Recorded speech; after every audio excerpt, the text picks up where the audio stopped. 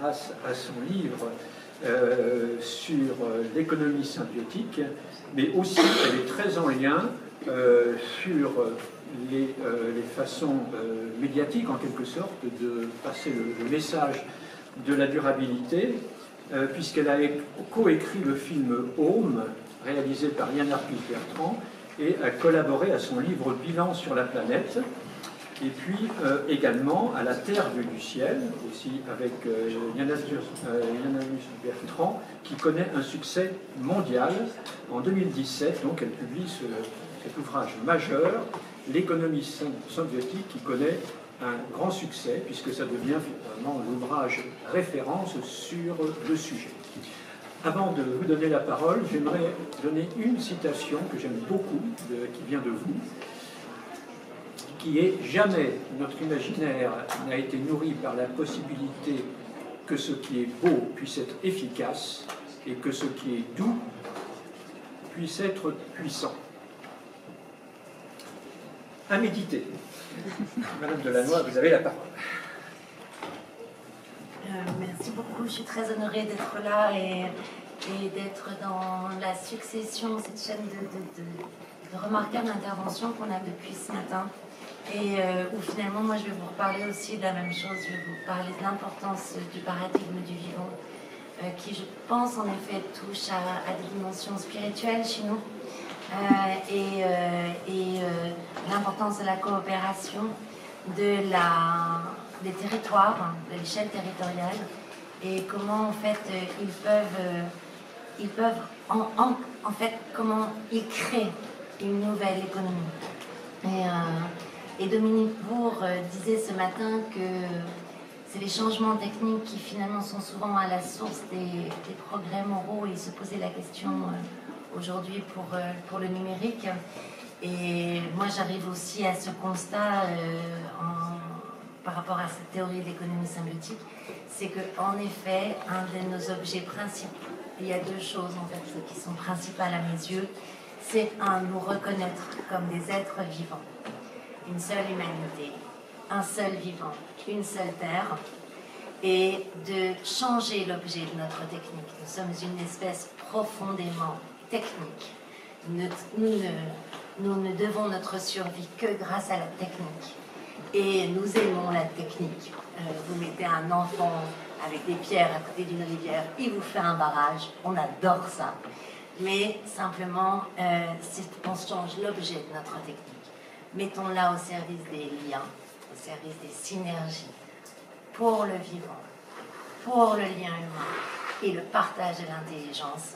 Et alors là, on aura un monde différent. C'est ça que démontrent en fait mes recherches.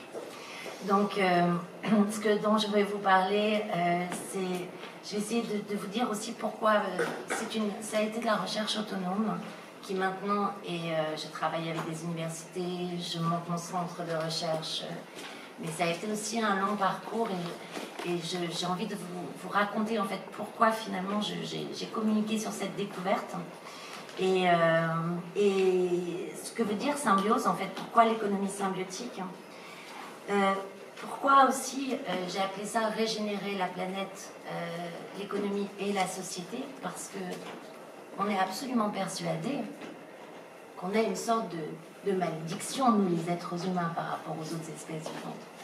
On a l'impression quand même que pour pouvoir survivre, pour pouvoir assurer notre développement, on est obligé de prendre sur la planète. On est obligé d'extraire et qu'il faut absolument limiter nos impacts. Or, si on regarde les autres espèces vivantes, qu'est-ce qu'elles font? Toutes les espèces vivantes, elles régénèrent la fertilité du milieu dont elles dépendent, directement ou indirectement. Une abeille, quand elle va chercher son nectar, elle s'en moque de polliniser les fleurs, elle ne sait même pas. Pourtant, c'est bien ce qu'elle fait. Elle passe d'une fleur à une autre, elle se charge de pollen et elle régénère la fertilité du milieu dont elle dépend. Lorsque le lion mange la gazelle, le lion, c'est l'ami des végétaux. Si vous avez une surpopulation de gazelles dans la savane, c'est l'acacia qui va se charger de tuer la gazelle. Il va changer la composition chimique de ses feuilles il va prévenir les autres acacias et elles vont devenir toxiques pour la gazelle. Le lion régule la population de la gazelle afin que les végétaux n'aient pas à se défendre eux-mêmes. Chaque espèce contribue à la régénération des équilibres dont elle dépend. Et pourquoi ce qui m'a tenu dans cette découverte sur l'économie symbiotique, c'est bien cela. C'est que nous pouvons devenir une espèce non seulement régénératrice, nous aussi, des équilibres dont nous dépendons, mais une espèce positive pour la planète. Parce que c'est bien de ça dont aujourd'hui nous avons besoin. C'est que, vu l'étendue des dégâts, vu l'horloge que nous a rappelé Dominique Bourg ce matin, où on n'a que quelques années, si nous n'avons pas une espèce comme la nôtre, tellement puissante, pour pouvoir réparer les dégâts, alors il est probable que même le vivant, tel qu'il existe aujourd'hui, ne s'en sortira pas. Parce qu'on est sur des dynamiques d'inertie telles que voilà. Et comment on peut faire? Donc, je vous ai dit en fait pourquoi ça m'avait conduit à partager cette découverte, c'est que j'ai reçu un grand cadeau, c'est que l'espèce humaine pouvait être positive. Voilà cette démonstration. Comment en fait, que veut dire symbiose? Et après j'essaierai de vous expliquer concrètement ce que ça veut dire. Cette découverte c'est suite au film O, où je peux interroger tous les scientifiques que je lisais et je peux les faire sortir de leur réserve. En clairement, on n'a pas plus de 10 ans pour inverser la tendance. On n'a pas plus de 10 ans pour changer notre façon de penser et à partir des années 2020, aller structurellement vers une économie qui est compatible avec les équilibres vivants. 10 ans. Je sors du film, après avoir écrit le film, je me dis, mais comment on peut faire 10 ans. Est-ce qu'on a des choses qui existent aujourd'hui pour pouvoir répondre à cet enjeu? Et donc je cherche tout ce qui structurellement peut diminuer les impacts écologiques ou régénérer les écosystèmes vivants. Et là, je trouve des solutions qui ont émergé dans le monde entier, dans les pays chauds comme froids, dans les pays pauvres comme riches, dans les zones rurales comme urbaines, dans le monde entier. Et qu'en plus, au fur et à mesure, je me rends compte que elles procèdent d'une même logique.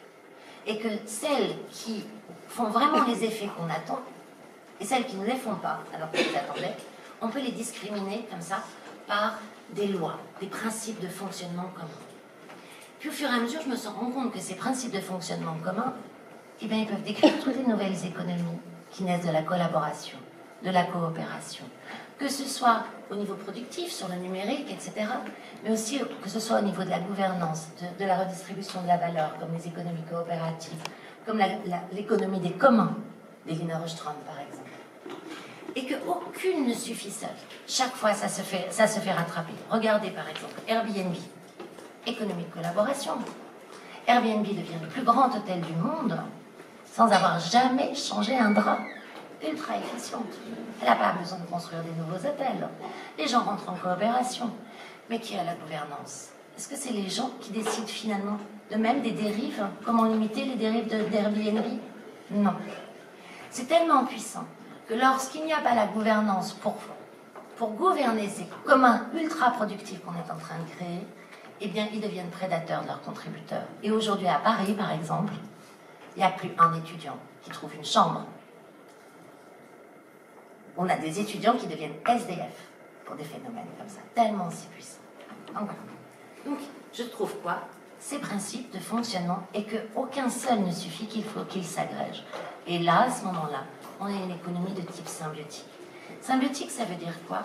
Ça veut dire que c'est du bénéfice commun. C'est je m'associe avec quelqu'un d'autre de différent de moi. Et dans mes différences, dans nos différences, je trouve nos complémentarités. Et ça s'appelle le mutualisme aussi. Mais la symbiose va plus loin, elle est très efficiente énergétiquement. Parce que dans du mutualisme, souvent, vous devez vous déplacer pour trouver le bénéfice que vous apporte votre partenaire. La symbiose, c'est comme le corail, par exemple. C'est un organisme constructeur, le polype, qui s'associent avec une algue, la zooxanthelle, et l'un va nourrir l'autre de ces éléments minéraux, l'autre va l'abriter. Et tout à coup, il naît quelque chose de si efficient, puisqu'ils n'ont pas besoin de bouger pour trouver leur complémentarité, que les coraux, qui sont un des écosystèmes les plus récents au niveau planétaire, sont devenus la première pouponnière des océans aujourd'hui. Ils sont nés environ il y a 300 millions d'années, ce qui est très récent, et sont aujourd'hui, on estime que plus de la moitié des espèces océaniques en dépendent. Et nous, on est exactement comme les polypes. On est des organismes constructeurs. Et lorsque, par exemple, on met des écosystèmes de steppe sur nos toits végétalisés, on retient 50% de l'eau de pluie, ce qui résout certains problèmes de la ville. On diminue les îlots de chaleur, ce qui résout certains problèmes des canicules. Et en plus, ça a été fait à Bâle, par exemple, en Suisse. Lorsqu'il y a une biodiversité comme ça qui s'installe, on redevient des endroits où peuvent nicher les oiseaux de plaine qui sont menacés, qui ne savent plus où couver. Si vous mettez en bas des jardins en permaculture pour le maraîchage, la permaculture, que ce soit en agriculture urbaine ou en agriculture à côté des villes, on s'aperçoit qu'elle est systématiquement plus productive que le maraîchage conventionnel. Et qu'en plus, parce que le paysan produit, il va régénérer ses sols. Il va avoir plus de matière organique dans ses sols au fur et à mesure de la production, à chaque cycle de production. À chaque cycle de production, il augmente sa fertilité. Il commence à créer un écosystème qui est paysager, dans lequel il fait revenir la biodiversité. Comme l'a très bien dit quelqu'un tout à l'heure sur la permaculture, comme il y a une diversité d'espèces qui devient complémentaire, comme chez les êtres humains, c'est bien la diversité de nos compétences qui fait qu'on va pouvoir faire quelque chose. Si on sait tous faire la même chose, on va pas aller loin, on va être très puissant, mais pas longtemps. Et bien dans la permaculture, c'est pareil, il y a cette diversité d'espèces. Et du coup, il se recrée une biodiversité naturelle. Et figurez-vous que la permaculture, elle n'est vraiment très productive que lorsqu'il y a des écosystèmes aquatiques. Or, les zones humides sont les écosystèmes les plus productifs de la planète. Or, que se passe-t-il? Nos eaux, aujourd'hui, on les considère comme des déchets. On les met dans des égouts, on les emmène dans des centrales d'épuration qui bloquent le passage, qui font que toutes les habitations autour sont dépréciées, qui enfin, je vois par exemple, moi j'ai longtemps habité Paris, franchement, qui coûte très très cher, hein, les Parisiens raquent, on va dire, et les banlieusards trinquent, parce que eux, ils ont tous les aménagements pour épurer les eaux de Paris, etc., qui se trouvent à 15 km, et ça coûte une fortune, et il faut amener toutes ces eaux-là. Eh bien, figurez-vous que aujourd'hui, on a des jardins faits par la main d'homme qui recréent des écosystèmes vivants, qui sont où il faut 0,5 à 1,5 mètre carré de jardin par équivalent habitant pour épurer ces eaux usées. En Chine, où c'est mis en place,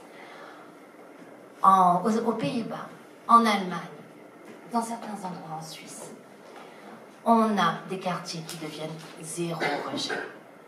Et en plus, vous avez sous vos fenêtres des joncs, des roseaux, des nénuphars, des iris, parce que c'est tout cet écosystème-là de qualité qui va vous permettre d'épurer les eaux.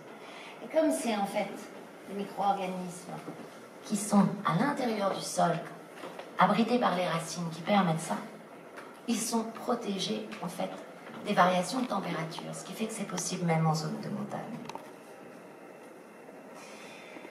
La dernière étape pour oxygéner l'eau, c'est des fontaines, c'est des cascades. Ces techniques, elles sont utilisées aujourd'hui autant dans les quartiers sécurisés ultra riches que dans les bidonvilles, parce qu'elles sont beaucoup plus belles que les systèmes classiques et bien moins chères. Voilà ce qui se passe aujourd'hui. Quand vous avez des systèmes comme ça, les gens se comportent différemment.